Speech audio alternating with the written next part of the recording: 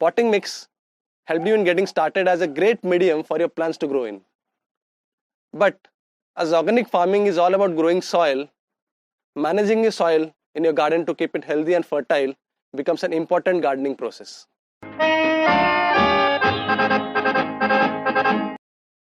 Soil and soil nutrients are vulnerable to different forces of nature. Studies show that for every single degree of rise in temperature, soil carbon loss increases by 10%. When it rains heavily, topsoil gets eroded, and along with it, nutrients also get leached from the soil. Microbes, just like us, don't like much heat and rain. Nitrogen, which helps the plant growth, tends to get depleted from soil with time. And due to microbial activity, soil acidity also increases with time. All this combined pose a huge challenge for your garden, and hence soil needs to be actively managed and also built. Wood ash helps in bringing down the soil acidity. Ground limestone is also used to bring down acidity of the soil. To reduce the acidic nature of your soil, add a handful of wood ash per square feet of the soil once every 4 to 6 months. You can also do it while changing your plant in a container. Use of Amrit Jal on a periodic basis helps maintain nitrogen and soil microbes in your soil. It also adds a range of other nutrients to your soil. Nitrogen levels in the soil can also be improved by growing leguminous plants like beans and peas. Some specific bacteria love to populate root nodules of leguminous plants and then take atmospheric nitrogen and convert it into soil nitrogen. One of the most important things to do to protect and build your soil is mulch, and then mulch again, and just keep mulching. And finally, a good crop rotation strategy manages soil regeneration very well. Mulching is the act of covering the soil. By covering the soil, evaporation of the soil moisture is minimized. Also, light and rain do not touch the soil directly. This helps to maintain a better microclimate for soil organisms under the mulch.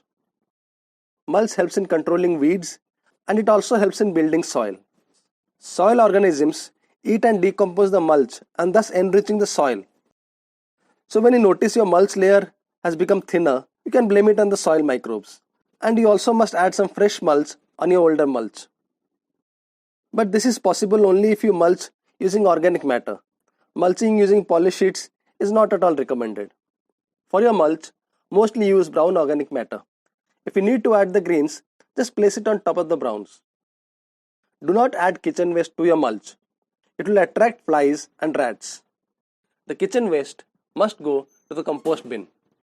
There is another technique of building garden soil which is called sheet mulching. In this technique, brown and green organic matter are layered with some compost and a cardboard sheet. This helps to retain moisture and then break down the mulch to create fertile soil. If you have huge container in your garden, you can use this technique. But usually container size is not big enough to do sheet mulching. Living mulch, also known as cover crop, is sown along with main crop.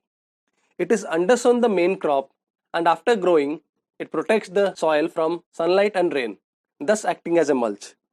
Mostly nitrogen fixing plants are grown as cover crops, and ultimately they are also worked back into the soil to increase soil fertility. But to grow cover crops, the sowing time of the main crop and the cover crop have to be such that the growth of the main crop is not hampered. This becomes a little tricky for closely packed container gardens.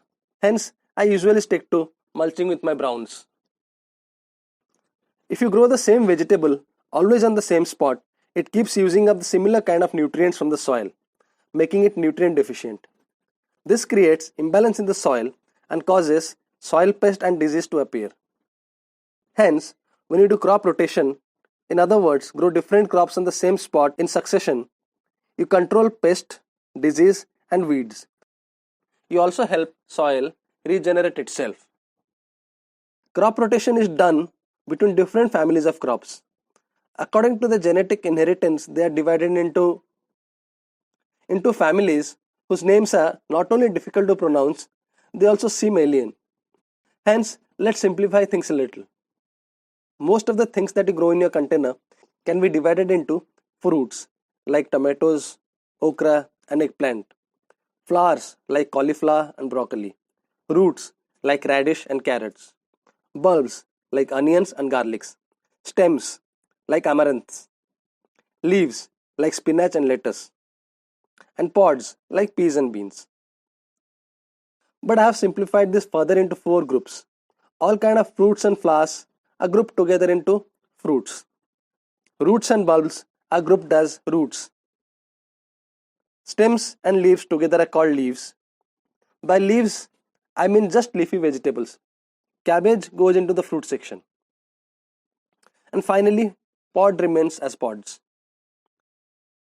All you have to do is rotate crops of these simplified families in a container.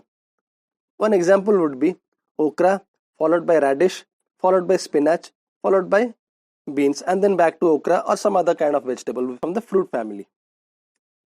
But you can always change the order according to season and your preference of vegetable.